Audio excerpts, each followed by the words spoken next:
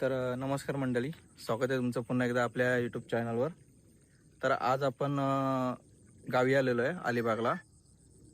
गावी येण्याचं कारण म्हणजे काय, तर आपल्या आपण भात शेती करतो. तर त्याची आज कापणी होती. पण हा जो सततचा आता पडणारा पाऊस आहे, जो काही गेले 4-5 दिवस पाऊस पडतोय, तर इकडं म्हणजे शेतामध्ये ज्यांनी जो भात कापणी केलेली त्यांचा भात पण पूर्ण खराब झालेला आहे. त्याला कोंब आलेले आहेत. खूप वाईट परिस्थिती आहे शेतकऱ्यांवर. कारण जो हाताशी म्हणजे तोंडाशी घास आलेला आहे तो सुद्धा त्याने हिसकावून घेतलेला आहे. एवढी बेकार परिस्थिती कोकणामध्ये झालेली आहे ह्या पावसामुळे. पण आता तुम्ही बघू शकता, हा आपला शेत आहे. आपल्या शेतामध्ये भात पडून त्या जे भाताचे कणेस आहेत त्याला आता कोंब आलेले आहेत. तर हा भात आता काही कामाचा राहिलेला नाही आहे. तर खूप वाईट परिस्थिती आहे. तर आता आपण पुढे काय झालेलं आहे, शेतीचं नुकसान किती झालेलं आहे ते बघायला जाऊयात.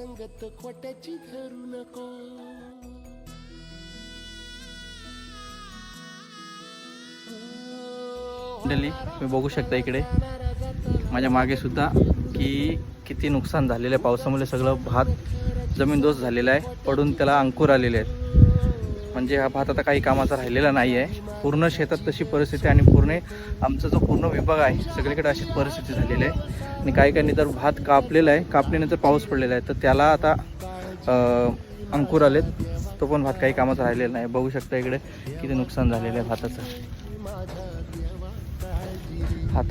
तोंडाशी आलेला घास या पावसाने हिसकावून घेतलेल्या शेतकऱ्यांच्या. माझ्या मागे दिसते तिथे भात कापणी केलेली आहे, पण तो भात सुद्धा आता पावसाने पूर्ण खराब झालेला आहे. चला तुम्हाला तो भात पण मी दाखवतो काय झालेला आहे ते.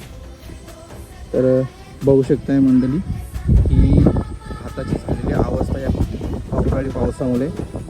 भात पूर्ण पाण्याखाली आहे. अवस्था बघा भाताची, आहे बघा. पूर्ण भात पावसाने भिजून खराब झालेला आहे. जिकडे तिकडे अशीच अवस्था झालेली आहे.